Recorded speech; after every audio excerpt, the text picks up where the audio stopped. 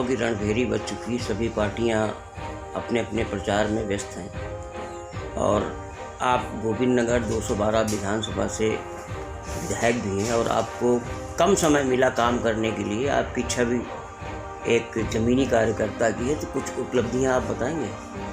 देखिए, मुझे 2.25 वर्ष पूर्व ही विधायक बनाया, लोगों ने आशीर्वाद दिया।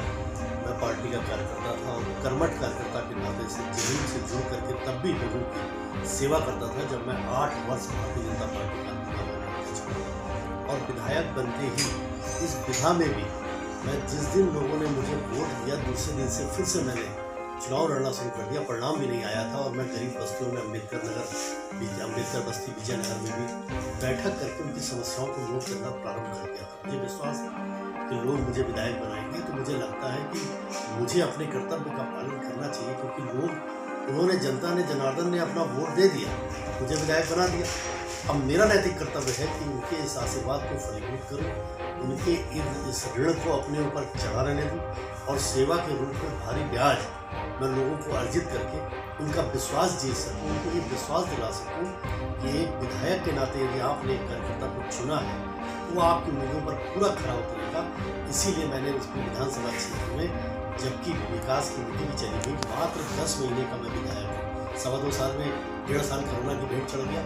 10 वर्ष मात्र 10 माह मात्र मुझे विधायकी करने के लिए मिला और उसमें मैं धन्यवाद दूंगा उत्तर प्रदेश के मुख्यमंत्री योगी आदित्यनाथ जी महाराज कि जिन्होंने 222 करोड़ रुपए की डेवलपमेंट की तमाम योजनाएं, सड़क, नाली, पार्क, बाउंड्री वाल, नहर की सड़क, मसवानपुर की सड़क, टंकी की सड़कें, गहरी सीवर लाइन, पुलों का अंबार, नए पुल का टंकी पावर प्रोजेक्ट से निर्माण, ये सारा काम, मसवानपुर का तालाब, ये सारे काम बहुत अल्प समय में 10 माह में मैंने करके ये प्रमाण दे दिया कि विधायकी के नाते से मैं किस प्रकार की सेवा करने में सक्षम भी हूँ और मेरा विजन भी है। और बहुत ही आसानी से लोगों को अपनी उपलब्धता, सीधे कनेक्टिविटी जनता से, कोरोना कालखंड में भी लगातार जनता दरबार पर लगा करके रोज 11:30 से 1:30 बजे तक जनता का दर्शन करके उनकी समस्याओं का निराकरण करके, और अपने विधायक को लोग ढूंढे ना, इसलिए बराबर क्षेत्र में कोई ऐसी गली नहीं, मोहल्ला नहीं,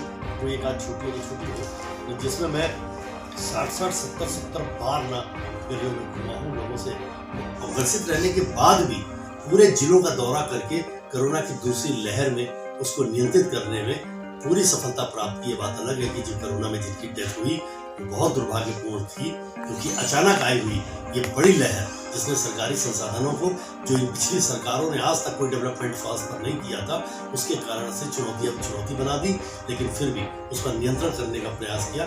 जिनकी जाने गई उन सबके प्रति हम लोग अपनी संवेदना प्रकट करते हैं, लेकिन तीसरी लहर के लिए भी हमारी पूरी व्यवस्थाएं, हमारे चाक चौबंद है।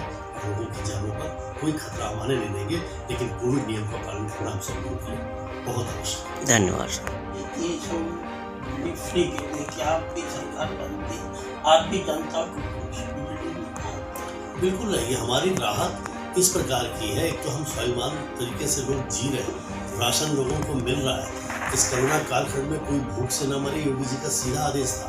ये धोखा देने के लिए केवल लोगों को कहते हैं और उसके बाद पलटना इनके स्वभाव में है। आप उठा करके देख लीजिए, इन्होंने कहा था कि हम सामाजिक सुरक्षा देंगे। किसको सुरक्षा दें? दलितों के ऊपर कितना अत्याचार मुलायम सिंह के समय हुआ है, कितना अत्याचार इनके अखिलेश जी के समय हुआ है, किसी से छुपा है क्या? आपने देखा है कि वर्ग विशेष को भी यादव जाति से भी भिड़ा दिया गया। क्या राजनीति करते हैं आप? एक यादव जाति को और मुस्लिम भाइयों को, दोनों को आपस में आपने लड़वा के, यादव भाई मुस्लिम भाइयों को लड़वा रहे हैं, मुस्लिम भाइयों से आप यादव भाइयों को लड़वा रहे हैं। क्या कर रहे हैं आप? कैसी राजनीति करना चाहते हैं? ये डेवलपमेंट की राजनीति नहीं करते हैं, ये प्रदेश बनाने की राजनीति नहीं करते हैं, ये निवेश की राजनीति नहीं करते हैं, ये रोजगार देने की राजनीति नहीं करते हैं, ये गुंडागर्दी को दूर करने की राजनीति नहीं करते हैं, ये तो माफिया राज की राजनीति करते हैं। आपने देखा किस प्रकार का टिकट अखिलेश जी ने दिया है। जो दंगाई ये कहे, गुरुद्वारे पर इन्होंने हमला कराया और वहाँ से हिंदुओं के पलायन को मजबूर किया, उनको टिकट दिया है। उनको महिमा मंडन करके हेलीकॉप्टर में आतंकवादियों को लखनऊ लेकर के आया, उनका सम्मान किया है। ये इनकी कार्य पद्धति है। ये सत्ता को अपने भोग के लिए केवल उपयोग करना चाहते हैं।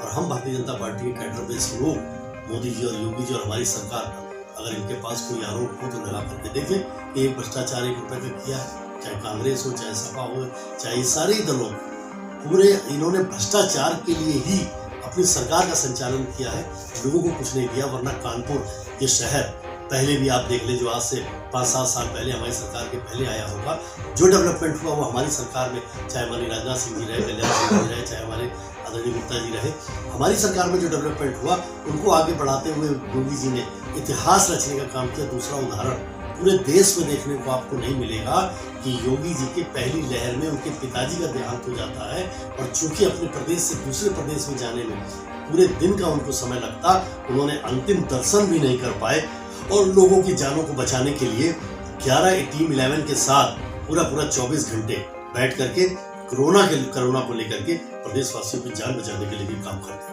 दूसरे टीके ऐसे देशों को देके विश्व समुदाय को संदेश दिया कि हम वो देश नहीं है जिसे जो आपकी दया पर पले, हम स्वाभिमानी देश हैं। लोगों की विदेशों में भी लोगों की जानों को बचाने के लिए हम आगे बढ़ करके काम करते हैं, और यही परिणाम है कि जब इस टीके की कीमत को कोई 3600, कोई 3800, कोई 1800 कह रहा था, मोदी जी को मैं धन्यवाद दूंगा, योगी जी को धन्यवाद दूंगा कि निःशुल्क टीके को लगा करके जो तीसरी लहर जो बड़ी खतरनाक बताई जा रही थी, अभी इसका स्वरूप कुछ भी हो सकता है, इसलिए हमको एहतियात बरतना चाहिए, कोविड के नियम का पालन करना चाहिए। लेकिन ये जो इंजेक्शन लग गए, हम लोगों के जो टीकाकरण हो गया, निःशुल्क टीकाकरण हो गया, ये हमारी जानों को और समाज को बचाने में अग्रणी भूमिका निभा रहा है। लेकिन फिर भी हमको एहतियात को बरतना चाहिए। हम भारतीय जनता पार्टी के कैडर बेस्ड लोग हैं, हम अपनी सत्ता को लोगों की सेवा के लिए उपयोग करते हैं, और ये लोग जो एक दल के एक परिवार की पार्टियां हैं, ये कुछ भी कह सकती है, इनके पास कहने के लिए अब कुछ बचा नहीं, क्योंकि इनका कालखंड लोग भूले नहीं हैं।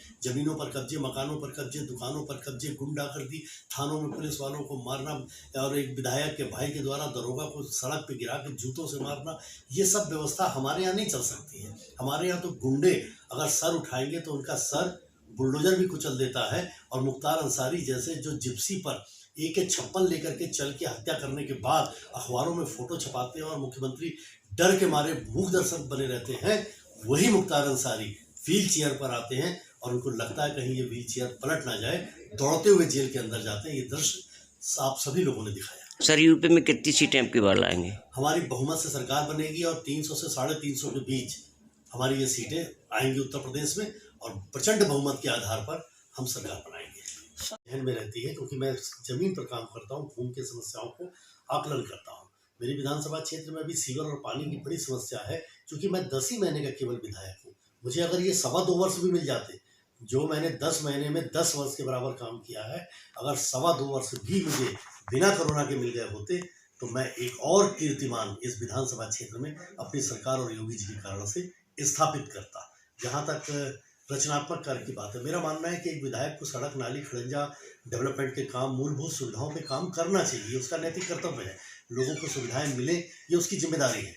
लेकिन रचनात्मक कार्य की भी मैंने अपनी जिम्मेदारी अपने ऊपर ली है, जिसके अंतर्गत हजारों लोगों को मैंने करोड़ों रुपए, किसी को 1 लाख, 2 लाख, 4 लाख, 5 लाख रुपए, उनकी जान को बचा के, गंभीर बीमारी में किसी को किडनी है, लीवर की है, किसी को कैंसर की है, उन लोगों को पैसा दिलवा के माननीय मुख्यमंत्री जी से, मैंने माननीय मुख्यमंत्री जी से कहा, मेरी एक सड़क, एक नाली आप बाद में दे दीजिएगा, लेकिन अगर मैं किसी का पता दूँ तो उसकी जान को बचाने के लिए पैसा अविलंब जारी करिएगा, क्योंकि मरीज के पास, उस गरीब व्यक्ति के पास, जरूरतमंद के पास अपनी जान को बचाने के लिए समय नहीं होता है। और मैं धन्यवाद देता हूं योगी जी को कि मेरी उस आग्रह पर 100% 100% उन्होंने लोगों को पैसा दिया है। 28 तारीख को जब माननीय मोदी जी निरानगर की रैली में थे, तब भी मैं मंच पर खड़े होकर के, और मंच पर उनको मैंने 46 व्यक्तियों की, मैं किसी को 2-3 लाख, 4 लाख, 5 लाख ऐसे रुपए दिलाने के लिए 99,93,000 रुपए का एक पर्चा दिया, और मैंने कहा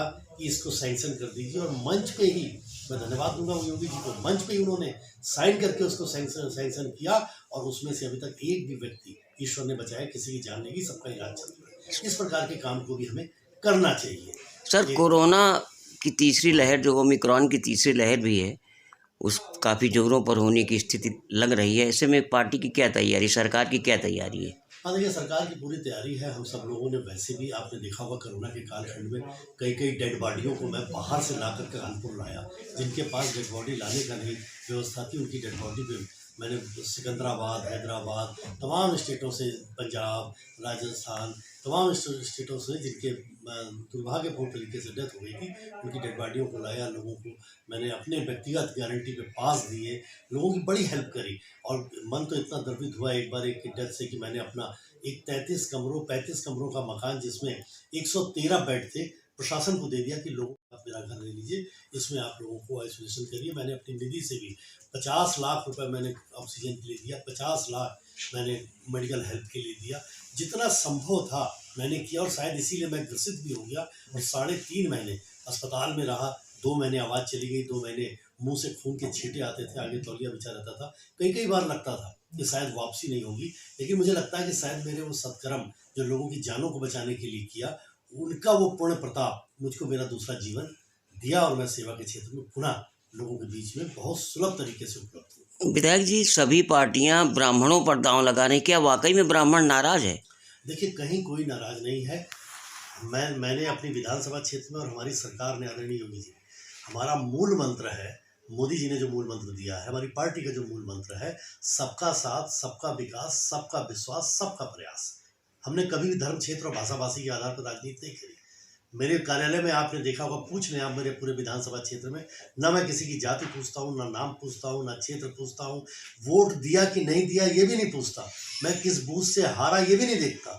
जो आ गया, ईश्वर ने अगर ताकत दी, जनता जनार्दन ने अगर आशीर्वाद दिया है, तो उसका पूरा सदुपयोग जनता की भलाई के लिए करता हूँ। और मुझे लगता है यही हम सब लोगों के साथ जीवन भर रहता है। बाकी भौतिक चीज़ें सब छूट जाती, यहीं पड़ी रह जाती हैं। पूर्व मुख्यमंत्री अखिलेश यादव बराबर ये कहते हैं कि इस सरकार ने कोई काम नहीं किया, सब हमारी योजनाएं हैं उन्हीं को आगे बढ़ा के अपना नाम बदल रहे हैं। क्योंकि काम उत्तर प्रदेश नहीं, पूरे देश में सरकार कैसे समर्पित होनी चाहिए, सरकार कैसे चलनी चाहिए, कैसे लोगों को लाभान्वित होना चाहिए। पहली बार योगी जी ने और मोदी जी ने और हमारी तत्कालीन सरकार में जो हमारे मुख्यमंत्री रहे और हमारे अटल जी रहे, हम लोगों ने दिखाया इस तरह सरकार चल सकती है। अन्यथा 70 वर्षों तक कांग्रेस ने झूठ बोला, और झूठ बोल के धोखा दे के वोट ले लिया, और वोट लेने के बाद गायब होने के बाद फिर दोबारा जब वोट आता है फिर झूठ बोलने के लिए आते हैं, लोगों के बीच वोट मांगते हैं, क्योंकि उनके डीएनए में ये है।